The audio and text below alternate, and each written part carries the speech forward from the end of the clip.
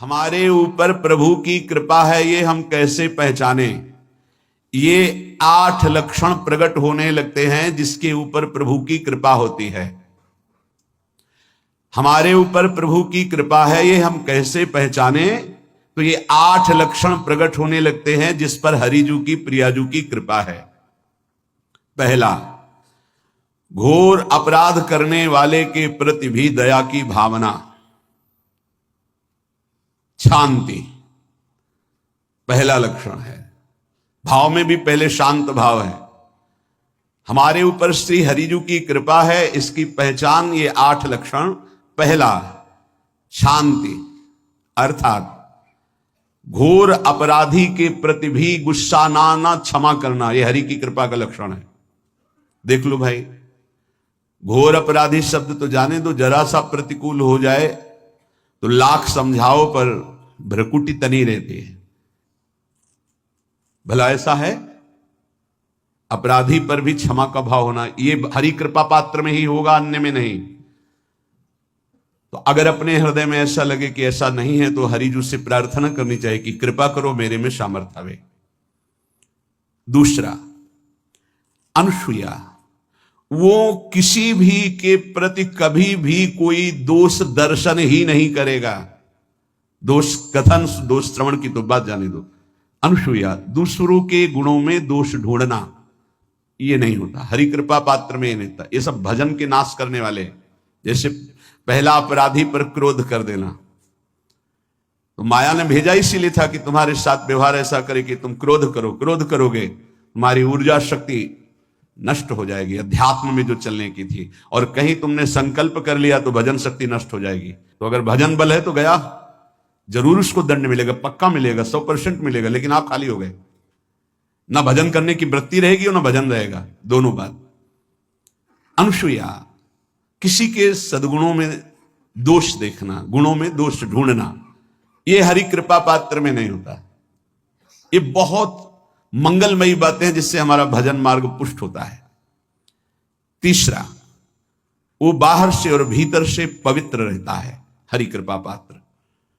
शौचाचार का ज्ञान होना चाहिए, वस्त्र आपके पवित्र होने चाहिए, ये बाहरी जल रज आदि के द्वारा बाहरी पवित्रता।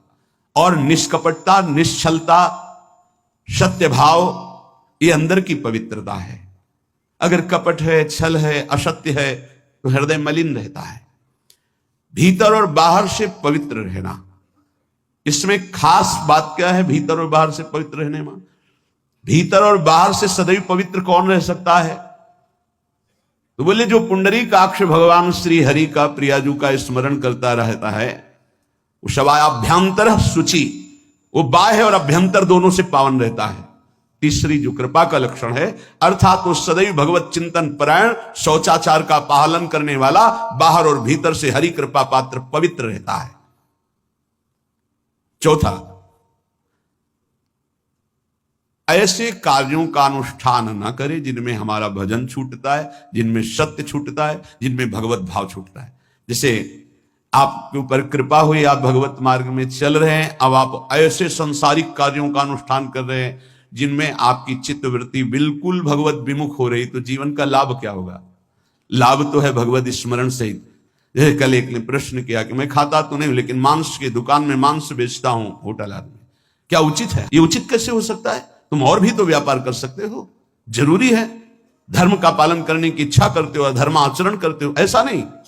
तो विरत बहुकर्मा, उन कर्मों से हमें विरत रहना है जो हमारे धर्म के विरुद्ध है, जो भजन के विरुद्ध है। हरि कृपा पात्र ऐसे कर्मों का अनुष्ठान कर ही नहीं सकता। अपने भजन का फल देखना भगवत कृपा पात्र की, सबको प्रदान कर देना।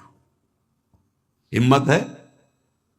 अपने भजन, इतनी मेहनत से किया हुआ भजन, भजन होने के बाद हे प्रभु इस भजन का फल हो, सर्वे भवन्तु सुखिना सर्वे सन्तु निरामया। यहां तो कहते महाराज एक माला रोज आपके लिए करता हूं कि आपकी बीमारी ठीक रहे, तो शेष किसके लिए करते हो प्रभु? शेष है अगर इष्ट और गुरु के लिए तुम्हारा है कि एक माला करते तो फिर इतनी माला करते तो हमें क्या होगा? सब आपको दे देंगे तो हमें क्या होगा? तभी भजन का रहस्य नहीं जाना। छठवां, अपने भजन से अपने लिए कुछ भी ना चाहना, और दूसरों की तो बात जाने दो, दूसरों से कुछ ना चाहना ये तो ठीक है, अपने भजन से अपने लिए कुछ ना चाहना है हिम्मत। देखो ये हरि कृपा पात्र में हिम्मत होती है। अपना भजन अपने प्रयोग में ना लाना, इसका भी आंतरिक रहस्य है। अपने प्रयोग में आप शरीर को लेकर के बोलेंगे, अगर स्वरूप को लेकर तो प्रयोग की कोई वहां जरूरत ही नहीं, स्वरूप पूर्ण काम है, वहां कोई अभाव नहीं। जब आप कोई भाव अपने लिए करेंगे तो देह भाव होगा, देह भाव से किसी विषय की मांग होगी। विषय पूर्ति भजन का फल नहीं होता, भजन का फल होता विषय निवृत्ति। बहुत जोर की बात है, कैसे समझ में आए।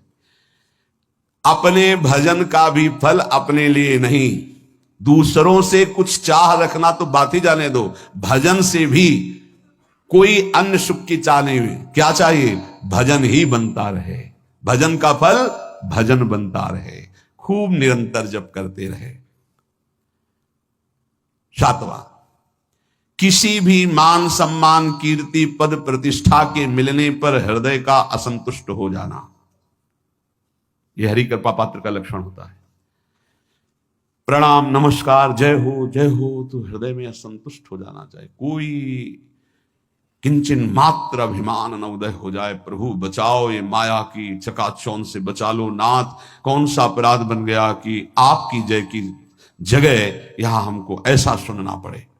मान प्रतिष्ठा कीर्ति जिसके लिए बड़े बड़े लालायित रहते, हरि कृपा पात्र को विष की तरह चुभती है। और 8वां, किसी भी प्राणी समुदाय से संबंध ना रखते हुए सब पर दया की भावना, सब पर कृपा की भावना, सब पर करुणा मैत्री पर किसी से ममता नहीं। ये सूत्र बहुत व्यवहार में प्रयोग करने योग्य है। सबसे करुणा और मैत्री पर किसी से ममता नहीं। करुणा तो करी भरत जी ने, मैत्री भी की मृग से, पर ममता रहित नहीं रहे। ममता कर ली तो अगला जन्म हिरण्य का हो गया। ममता नहीं रखनी, निर्ममो निरहंकारा। करुणा मैत्री तो करनी है, जैसे इसमें आदेश है, गीता में जी आदेश है, अद्वेष्टा सर्वभूतान मैत्र करुण एवच, पर निर्ममो निरहंकारा, ये साधक की चतुरता है। प्राण मात्र पर दया कृपा करुणा मैत्री, पर ममता नहीं। ममता किसी से, और यहां करुणा मैत्री ये तो गायब हो गई, केवल ममता रह गई है। अपने शरीर से ममता, शरीर संबंधियों से ममता, विषय भोगों से ममता, यही जहर है। संबंध में ये ममता ही जहर है, विचारों में अहंकार जहर है, कर्मों में ये आसक्ति जहर है। इसी जहर को मिटा दे तो जीवन मुक्त महापुरुष कर्म करते हुए, विषय सेवन करते हुए, वार्ता करते हुए, विचार करते हुए, बिल्कुल जहर रहित तो उसका जीवन हो गया। तो ये 8 बातें हरि कृपा पात्र में होती है, इनको बार बार सुनना, हृदय में धारण करना।